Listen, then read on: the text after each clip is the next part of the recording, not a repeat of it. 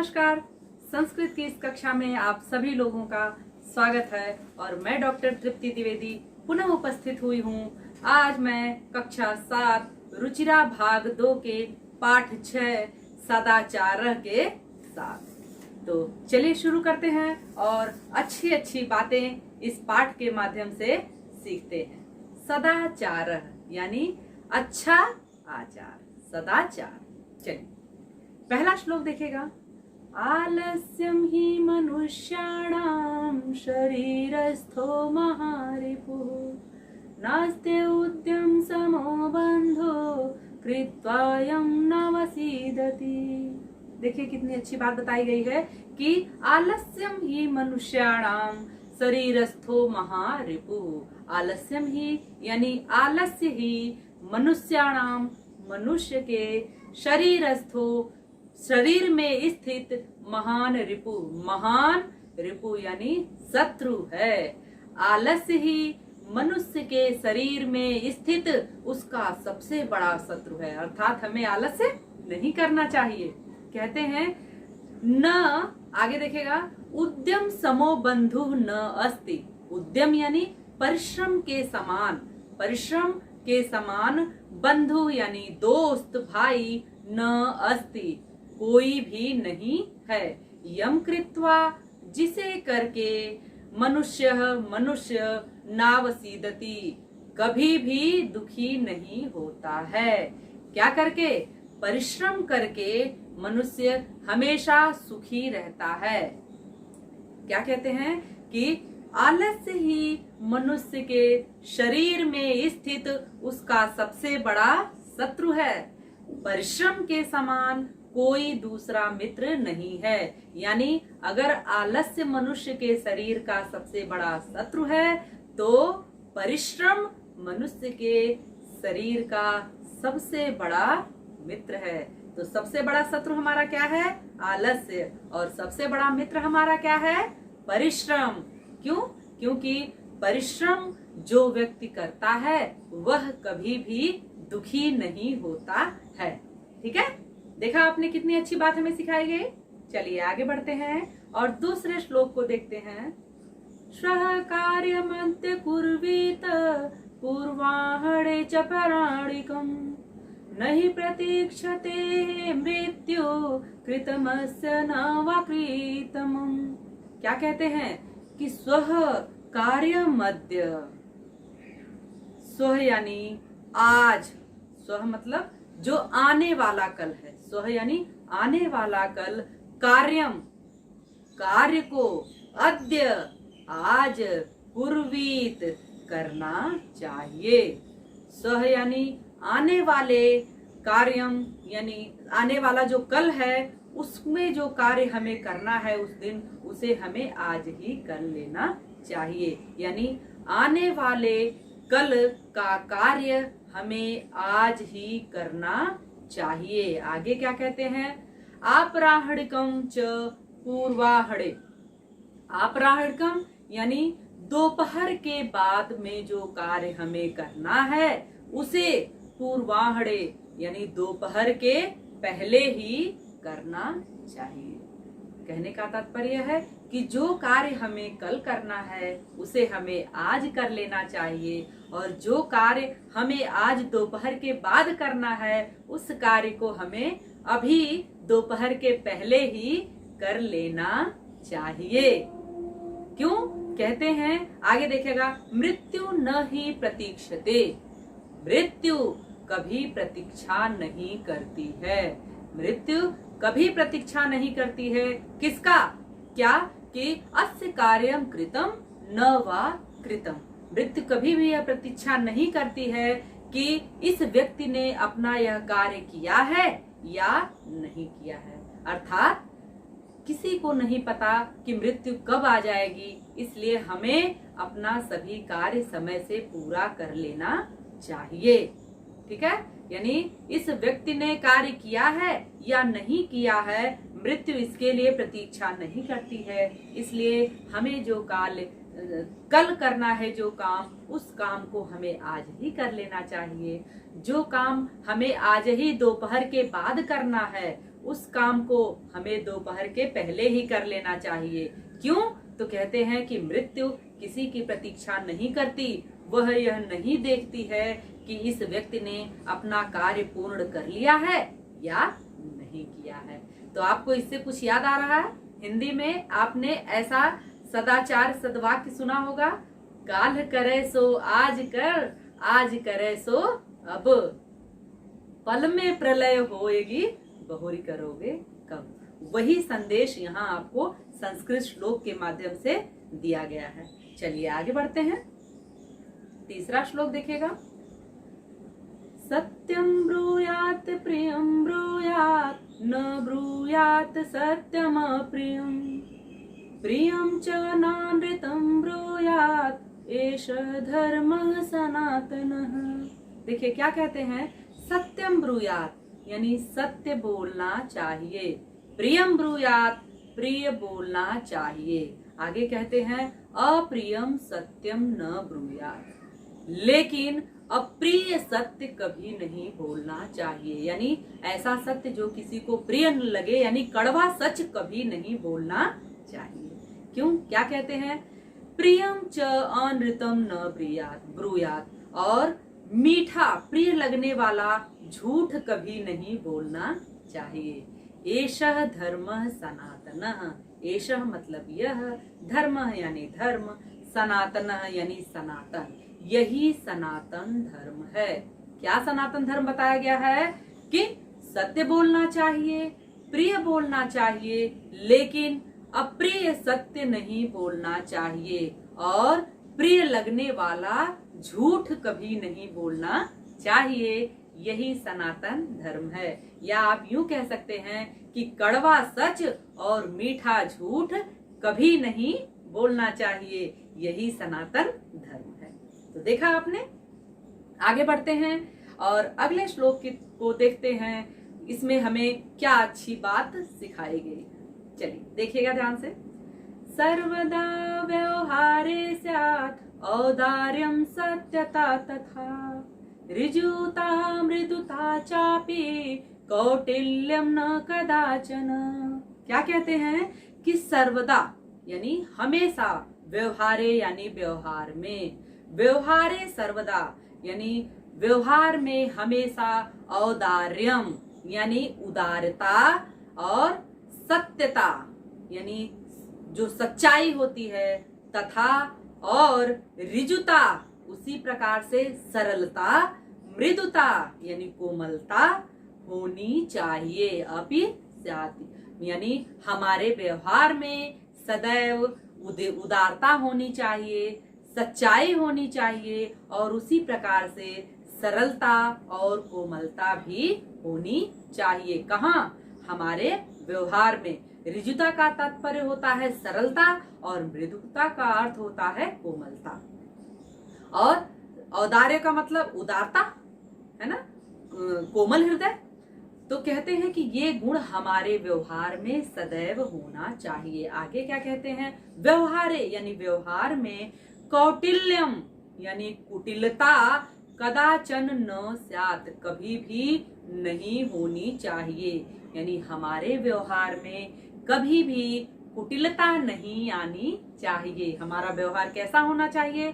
सदैव उदारता, सच्चाई और सरलता से युक्त होना चाहिए। मनुष्य के व्यवहार में हमेशा उदारता, सच्चाई, सरलता और कोमलता होनी चाहिए।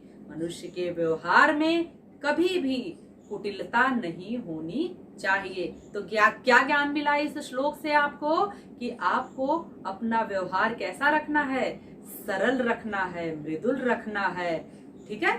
कभी भी आपको कुटिलता धारण नहीं करनी है। चलिए आगे बढ़े। अगला श्लोक देखिएगा। श्रेष्ठम जनम गुरुम चापि मातरम पितरम तथा मनसा कर्मणा वाचा सेवेत सततम सदा। क्या कहते हैं कि सदा यानी हमेशा, गुरुम यानी अपने गुरु की, मातरम माता की, पितरम पिता की, तथा श्रेष्ठ जन्म अपि, और श्रेष्ठ जनों की भी। किसकी किसकी? हमेशा अपने गुरु की, अपने माता पिता की और अपने बड़े लोगों की, अपने श्रेष्ठ जनों की मनसा वाचा कर्मणा, मन से, मनसा यानी मन से, वाचा यानी वाणी से, कर्मणा यानी कर्म से, सततम निरंतर सेवेत सेवा करनी चाहिए। अपने मन, वचन और कर्म से सदैव हमें अपने गुरु, अपने माता पिता का और अपने श्रेष्ठ जनों का क्या करना चाहिए? सेवा करनी चाहिए।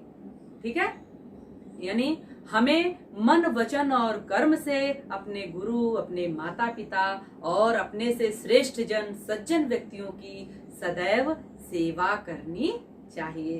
तो आप लोग आगे इस बात का ध्यान रखेंगे ना अपने जीवन में कि आपको भी अपने से बड़ों का आदर करना है, अपने गुरु का सम्मान करना है, अपने माता पिता का सम्मान करना है। ठीक है, कैसे? मन, वचन और कर्म से। चलिए आगे बढ़ते हैं। अब देखिएगा कितनी अच्छी बात इस श्लोक के माध्यम से सिखाई गई है। मित्रेण कलहं कृत्वा न कदापि सुखी जनः इति ज्ञात्वा प्रयासेन तदैव परिवर्जयेत्। क्या कहते हैं? मित्रेण कलहं कृत्वा न कदापि सुखी जनः। मित्र से कलह करके, लड़ाई झगड़ा करके कभी भी कोई व्यक्ति सुखी नहीं होता है। इति ज्ञात्वा, इसलिए इस बात को अच्छी तरह से जान करके, प्रयासेन यानी यह भरसक प्रयास करना चाहिए, तदैव परिवर्जयेत यानी इस दुर्गुण से बचा जाए। यानी हमें अपने जीवन में सदैव प्रयास करना चाहिए, प्रयत्न पूर्वक यह प्रयास करना चाहिए कि हम अपने मित्र से कभी भी लड़ाई झगड़ा, कलह न करें। क्यों? क्योंकि मित्र से कलह करने के बाद कोई भी व्यक्ति कभी सुखी नहीं रहता है। तो देखा आपने, आपको भी कभी भी अपने दोस्तों से, अपने मित्रों से लड़ाई झगड़ा नहीं करना है, क्योंकि कलह करने के बाद, लड़ाई करने के बाद क्या होता है? आप कभी सुखी नहीं होते, आप संतुष्ट नहीं होते हैं। तो इसलिए प्रयत्न पूर्वक इस लड़ाई झगड़े से बचना चाहिए, यानी मित्र के साथ झगड़ा करने से हमेशा बचना चाहिए। क्यों? क्योंकि मित्र से झगड़ा करके, कलह करके, लड़ाई करके कोई भी व्यक्ति कभी सुखी नहीं होता है। तो ये देखा आपने, कितनी अच्छी बात श्लोक के माध्यम से बताई गई। अब इस पाठ से संबंधित जो कठिन शब्द हैं, उनके अर्थों पर एक दृष्टि डाल लीजिए आप। चलिए आगे बढ़ते हैं। अब देखिएगा, अभ्यास के प्रश्नों पर हम चलते हैं और पहला प्रश्न देखते हैं कि पहला प्रश्न क्या है। सर्वान श्लोकान सस्वरम गायत। सभी श्लोकों का आपको सस्वर गायन करना है। यह आप स्वयं करेंगे। जिस तरह से गायन करके मैंने आपको श्लोकों को पढ़ाया है, आपको स्वयं ऐसे ही श्लोकों का गायन करना है। दूसरा प्रश्न देखिएगा, उपयुक्त कथनानाम समक्षम आम। जो कथन सही है उसके सामने आम यानी हाँ। अनुपयुक्त कथनानाम समक्षम यानी जो गलत कथन है उसके सामने न, नहीं, इति लिखत। ऐसा लिखना है आपको। तो देखिएगा, प्रातः काले ईश्वरम स्मरेत। सुबह सुबह ईश्वर को याद करना चाहिए। सही है या गलत? सही। तो लिखेंगे आम। अनृतम ब्रूयात यानी हमें क्या करना चाहिए? अनृतम यानी असत्य ब्रूयात। तो क्या बोलना चाहिए? गलत बात है ना, हमें कभी असत्य नहीं बोलना चाहिए। तो इसलिए यहाँ लिखेंगे न। मनसा श्रेष्ठ जनम सेवते। मन से श्रेष्ठ जनों की सेवा करनी चाहिए। तो बिल्कुल सही कहा गया है, इसलिए आप लिखेंगे आम। अगला देखिएगा, मित्रेण कलहम कृत्वा जनः सुखी भवति। मित्र से लड़ाई करके लोग सुखी होते हैं। गलत या सही? जी हाँ, गलत। मित्र से लड़ाई करके कभी हम सुखी नहीं होते हैं। तो इसके सामने हम लिखेंगे न। स्व कार्यम अद्य कुर्वीत। कल वाले कार्य को, जो काम हमें कल करना है उसको आज ही करना चाहिए। तो ये बात बिल्कुल सही है, इसलिए लिखेंगे आम। चलिए तीसरे प्रश्न की ओर बढ़ते हैं। एक पदेन उत्तरत, एक पद में आपको उत्तर देना है। प्रश्न पढ़ना है, समझना है और एक पद में उसका उत्तर देना है। देखिएगा, कह न प्रतीक्षते, कौन प्रतीक्षा नहीं करती है? उत्तर होगा मृत्यु। सत्यता कदा व्यवहारे स्यात्, तो सत्यता यानी अपने व्यवहार में सत्यता कब लानी चाहिए? तो सर्वदा यानी हमेशा। किम ब्रूयात्, तो सत्यम ब्रूयात्, तो सिर्फ सत्यम आप लिखेंगे, सही बोलना चाहिए, सत्य बोलना चाहिए। केन सह कलह कृत्वा नरः सुखी न भवेत्, किसके साथ लड़ाई करके मनुष्य सुखी नहीं होता? तो उत्तर होगा मित्रेण। कह महारिपुः अस्माकं शरीरे तिष्ठति, कौन सा महान शत्रु हमारे शरीर में रहता है? तो क्या है? आलस्यम, आलस्य हमारे शरीर का सबसे बड़ा शत्रु। चलिए चौथा प्रश्न देखिएगा। रेखांकित पदानि आधृत्य प्रश्न निर्माणम कुरुत, रेखांकित पदों के आधार पर आपको प्रश्न निर्माण करना है। तो यहाँ देखिएगा, मृत्यु न प्रतीक्षते, मृत्यु प्रतीक्षा नहीं करती है। तो कौन प्रतीक्षा नहीं करती है? प्रश्न बनेगा कह न प्रतीक्षते। दूसरा देखिएगा, कलहम कृत्वा नरः दुखी भवति, कलह करके नर दुखी होता है, मनुष्य दुखी होता है। तो कलहम की जगह पर क्या हो जाएगा? क्या करके, यानी किम कृत्वा नरः दुखी भवति। अगला देखिएगा, पितरम कर्मणा सेवेत, पिता की कर्म से सेवा करनी चाहिए। तो किसकी कर्म से सेवा करनी चाहिए? तो कहते हैं कि कम, प्रश्न बनेगा कम कर्मणा सेवेत। व्यवहारे मृदुता श्रेयसी, व्यवहार में मृदुता अच्छी बात होती है। तो क्या अच्छी बात होती है? मृदुता को अंडरलाइन किया है ना, तो मृदुता चूंकि स्त्रीलिंग है तो का, व्यवहारे का श्रेयसी। सर्वदा व्यवहारे ऋजुता विधेयाः, हमेशा व्यवहार में क्या सरलता होनी चाहिए? तो सर्वदा यानी कदा, प्रश्न बनेगा सर्वदा यानी हमेशा, तो कदा यानी कब? तो कदा व्यवहारे ऋजुता विधेया। तो ये आपने देखा कि किस तरीके से प्रश्न निर्माण किया जाएगा। अब यहाँ आप देखेंगे ध्यान से, एक चक्र दिया हुआ है और इसमें आपको ब्रूयात, सेवेत और स्यात्, ये तीन शब्द दिए हुए हैं। तीन शब्द दिए हुए हैं, आपसे कहा गया है प्रश्न मध्ये त्रीणि क्रियापदानि सन्ति, प्रश्न के बीच में, चक्र के प्रश्न के बीच में तीन क्रियापद दिए हुए हैं जो मैंने आपको अभी बताए हैं। तो कहते हैं तानि प्रयुज्य, उनका प्रयोग करके सार्थक वाक्यानि रचयत, सार्थक वाक्य बनाइए। ये आपको कहा गया है, तीन क्रियाएं आपको दी गई हैं। कहाँ पे? मध्य में। तो ये देखिएगा, आपको दिया गया है ब्रूयात क्रिया है, सेवेत क्रिया है और स्यात् भी क्रिया है। तो अब देखिएगा वाक्य कैसे बनेगा। तो पहले सत्यम प्रियम च ब्रूयात, सत्य और प्रिय बोलना चाहिए। वाचा गुरुम सेवेत, वाणी से गुरु की सेवा करनी चाहिए। सत्यम अप्रियम च न ब्रूयात, सत्यम और अप्रिय यानी ऐसा अप्रिय सत्य कभी नहीं बोलना चाहिए। व्यवहारे कदाचन कौटिल्यम न स्यात्, व्यवहार में कभी भी कुटिलता नहीं लानी चाहिए।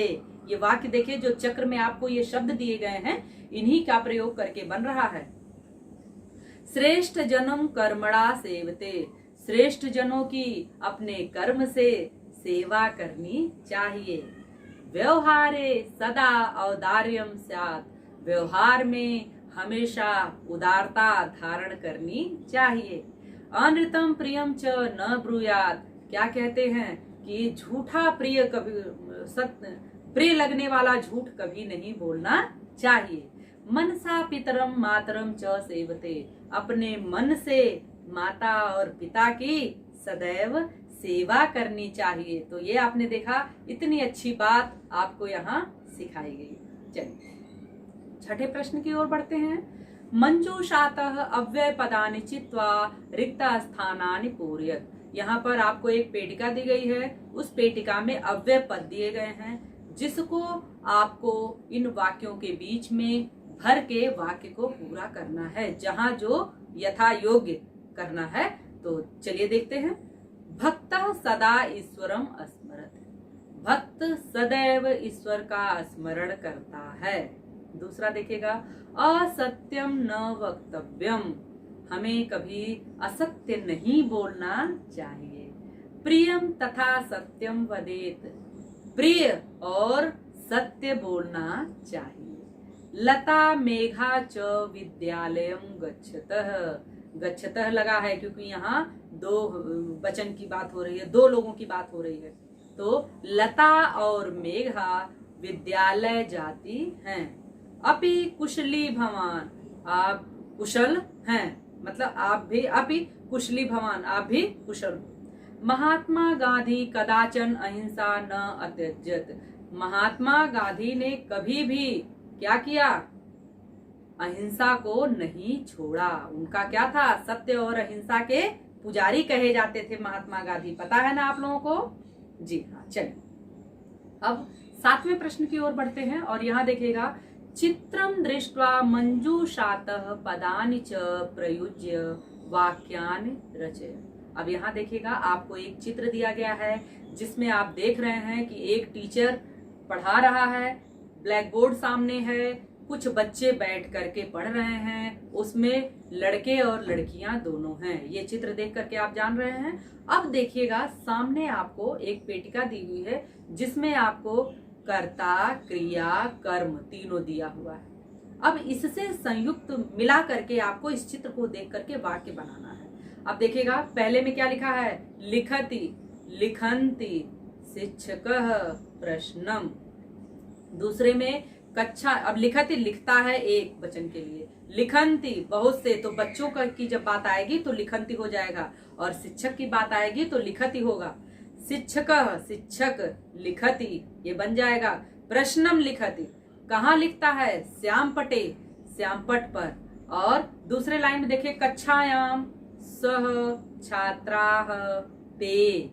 और तीसरे कॉलम में देखिएगा, श्याम पट पुस्तिकायाम उत्तराणि, श्याम पटे पुस्तिकायाम उत्तराणि। आप ये देख रहे हैं। अब इनको मिला करके आपको वाक्य बनाना है, ठीक है। चलिए देखते हैं। तो पहला वाक्य क्या बनेगा, शिक्षक, शिक्षक श्याम पटे, श्याम पट पर, लिखति लिखता है, एक वाक्य बन गया।